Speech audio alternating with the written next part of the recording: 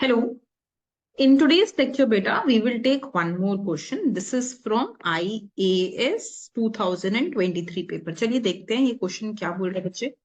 तो क्वेश्चन बोलता है describe a model of oligopoly that explains price stickiness. मतलब इस मॉडल में हमको ये बताना होगा कि प्राइस स्टिकीनेस क्यों होती है. What is the reason behind that. तो बच्चे हमें पता है कि प्राइस स्टिकीनेस कैसे एक्सप्लेन कर सकते हैं हम. थ्रू पॉल स्वीजी ने जो मॉडल दिया था थ्रू किंग्ड डिमांड कर्व, है ना. So Paul Sweezy had given a model of kinked demand curve और उसके थ्रू ही हम प्राइस स्टिकीनेस को एक्सप्लेन कर सकते हैं. ठीक है बेटा, देखो तो हमने पहले ये बताया कि ओलिगोपोली होती क्या है. In an oligopoly, market structure is characterized by small number of firms that are able to influence the market price. तो पहले हम ये बोल रहे हैं कि ओलिगोपोली क्या है, जहां पे कम फर्म्स है. Any market which has less number of firms और वो फर्म्स मार्केट को इन्फ्लुएंस कर रहे हैं. They are able to influence the market. ठीक है बेटा. Price stickiness in oligopoly can be due to the following reasons. तो क्या रीजंस हैं जो प्राइस स्टिकीनेस हो सकती है बेटा. The first one is firm may be hesitant to change their prices for the fear of triggering price war. मतलब firms को लगता है कि अगर वो प्राइस को स्टिकी नहीं रखेंगी, अगर वो प्राइस को ऊपर या नीचे करेंगी, अगर वो प्राइस को चेंज करेंगे तो उससे फर्म्स के बीच में एक प्राइस वॉर शुरू हो जाएगा. मतलब अगर मैं प्राइस कम करूंगी एज अ फर्म तो दूसरी फर्म और प्राइस कम कर देगी, फिर तीसरी फर्म और प्राइस कम कर देगी और एक प्राइस वॉर स्टार्ट हो जाएगा. और जब ये प्राइस वॉर स्टार्ट हो जाएगा तो इससे उन्हीं का नुकसान है, प्राइस मार्केट में गिरना स्टार्ट हो जाएगा. तो फर्म्स प्राइस को इसलिए नहीं छेड़ते क्योंकि उनको लगता है कि इससे एक प्राइस वॉर स्टार्ट हो सकता है. हाँ बेटा, read out further. Barriers to entry such as fixed cost or patents. So the second point is saying, बेटा क्या बोल रहे हैं second point, कि बहुत टाइम ऐसा भी होता है कि एंट्री बैरियर्स होते हैं. यानी कि new firms are not able to enter the market क्योंकि बहुत ज्यादा कॉस्टली अफेयर होता है एंटर करना. और अगर आप प्राइस को हाई रखोगे या प्राइस फ्लक्चुएट करते रहोगे या प्राइस इजी मूवमेंट रखोगे तो न्यू फर्म्स भी एंटर कर पाएंगे. तो ये दो रीजंस की वजह से आपका जो प्राइस है वो स्टिकी रहता है. अब आगे देखो बेटा. The kink demand curve model is used to explain price stickiness in oligopoly. तो अब हम कह रहे हैं कि हमारा जो किंग डिमांड कर्व मॉडल है ये इस प्राइस स्टिकीनेस को बहुत अच्छे से एक्सप्लेन करता है. It explains it very well. The model suggests that firm in an oligopoly will not respond to changes in their rival prices in uniform way, leading to a kinked or bent demand curve at the existing market prices. समझो ध्यान से क्या बोल रहे हैं हम कह रहे हैं कि जो फर्म्स हैं ओलिगोपोली में वो अपने राइवल के प्राइसेस को एक सेम तरीके से नहीं हैंडल करेंगे. मतलब सेम तरीके से नहीं हैंडल करेंगे मतलब क्या, मतलब अगर तो प्राइस गिरेगा तो वो अलग तरीके से हैंडल करेंगे और अगर प्राइस इंक्रीज होगा तो वो अलग तरीके से हैंडल करेंगे. तो जो ये फर्म है, जो ओलिगोपोली फर्म्स हैं, वो प्राइस मूवमेंट को यूनिफॉर्मली नहीं हैंडल करते हैं. प्राइस के गिरने पे उनका एक्शन अलग रहता है और प्राइस के उठने पर उनका एक्शन अलग रहता है. तो ध्यान से देखो बेटा. This model suggest that firm and oligopoly will not respond to changes in rival prices in the uniform way.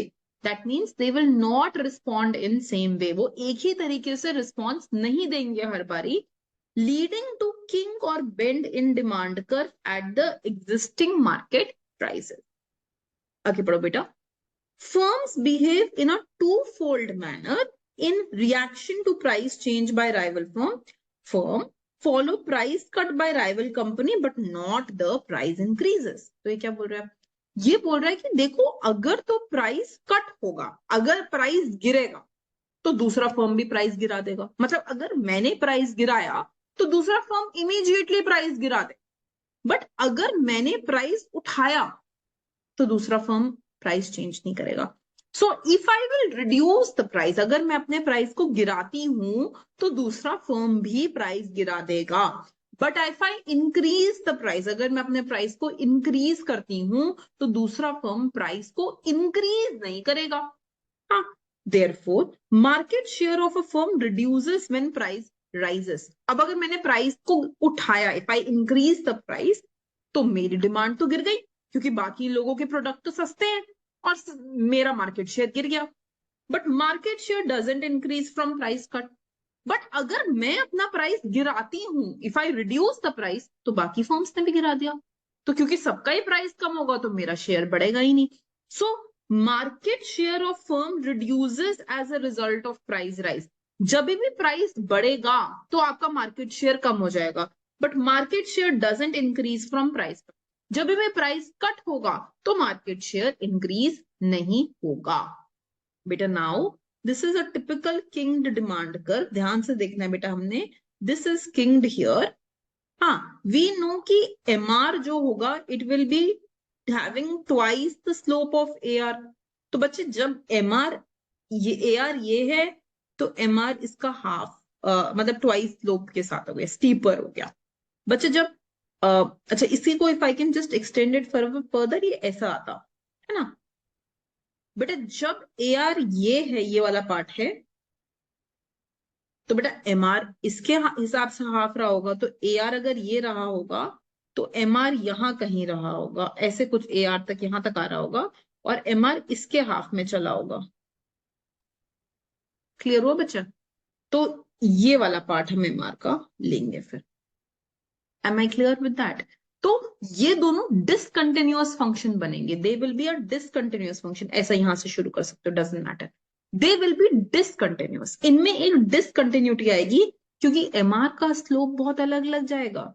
Right, are you getting it? So that is why I have drawn two very discontinuous MR. I hope ये वाला part clear हो गया बच्चे आपको। Okay, I will just remove this.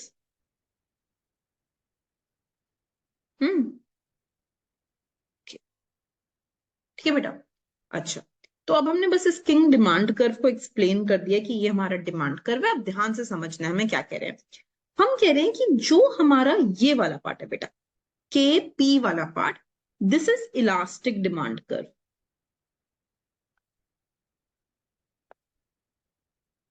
Elastic demand curve क्या बोलता है बेटा?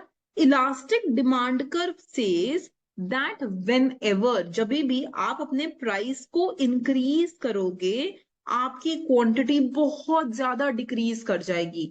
और आपका इलास्टिक डिमांड कर्व की साइड पे क्या होता है? What happens when your elasticity of demand is more than one? तो बेटा price and revenue they move in opposite direction. तो जब आपका प्राइस इंक्रीज होगा तो टोटल रेवेन्यू डिक्रीज कर जाएगा। So in the part of KP, when you will increase the price, not only your quantity will decrease, सिर्फ आपकी quantity ही नहीं decrease होगी, but आपका जो total revenue जो आप earn कर रहे हो ना बेटा, वो भी गिर जाएगा. This is what I have written here.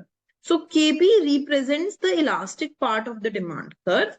Any price increase will not just reduce quantity, सिर्फ quantity को ही reduce नहीं करेगा, but also total revenue and profit. TR भी कम हो जाएगा और profit भी कम हो जाएगा. But now see this curve, this part of the curve. Here now I am looking at PD. हाँ बेटा, तो see here that in the PD part of the curve, elasticity of demand is less than 1. तो बेटा if I am reducing the price, तो price reduction पे quantity तो increase होनी चाहिए, but when elasticity is less than 1, तो price and total revenue move in the same direction. तो जब प्राइस फॉल करेगा तो बच्चे टोटल रेवेन्यू भी डिक्रीज हो जाएगा। Total revenue will also decrease. When price will decrease, total revenue will also decrease. तो बच्चे इस पार्ट में प्राइस डिक्रीज करने पे टोटल रेवेन्यू डिक्रीज कर रहा है, प्राइस इंक्रीज करने पे भी टोटल रेवेन्यू डिक्रीज कर रहा है. It should not be moving away from this point, from point P. Are you getting this part? Okay. अब ध्यान से देखो बेटा, this is my MR curve. This discontinuous part is my MR curve. बेटा we know that equilibrium is set where MR is equal to MC. तो बेटा ये मेरा MC curve है. Here MR and MC are equal, although ये discontinuous part है. This is my quantity. Price कहां से निकलता है? You take this quantity to your AR curve and you determine the price. So this is your price. अब देखो ध्यान से समझो जरा. So I have written that the equilibrium is attained where MR is equal to MC. Equilibrium quantity is OQ and equilibrium price is OP. अब ध्यान से देखो बेटा, मैंने बस इस चीज को भी एक्सप्लेन कर दिया है that due to difference in elasticity, MR becomes discontinuous corresponding to the point of change of elasticity of the demand curve. तो जब हमारी elasticity इलास्टिक टू इनइलास्टिक गई, उस पॉइंट पे मेरा MR कर्व डिसकंटिन्यूअस हो गया. क्यों हो गया मैंने आपको बता दिया है. अच्छा, now see here the asymmetric behaviour pattern results in kink in demand curve and hence price rigidity in the oligopoly market. तो ओलिगोपोली मार्केट में प्राइस रिजिडिटी क्यों है? क्योंकि लोग बहुत एसिमेट्रिकली एक्ट कर रहे हैं, एक तरीके से एक्ट नहीं कर रहे हैं, यूनिफॉर्मली एक्ट नहीं कर रहे हैं. जब आपका कंपेटिटर प्राइस बढ़ाता है तो आप प्राइस चेंज नहीं करते, जब वो प्राइस घटाता है तो आप भी प्राइस घटा देते हो. तो आप एक तरीके से नहीं एक्ट करें कि अच्छा उसने बढ़ाया तो मैं भी बढ़ा दूं. That is not happening. So due to this asymmetric pattern हमने देखा कि डिमांड कर्व में एक किंक आ गया, right? Price remains sticky at OP naught and output at O. That is the answer to this question. I hope this is clear to you, beta. Okay, bache. Thank you.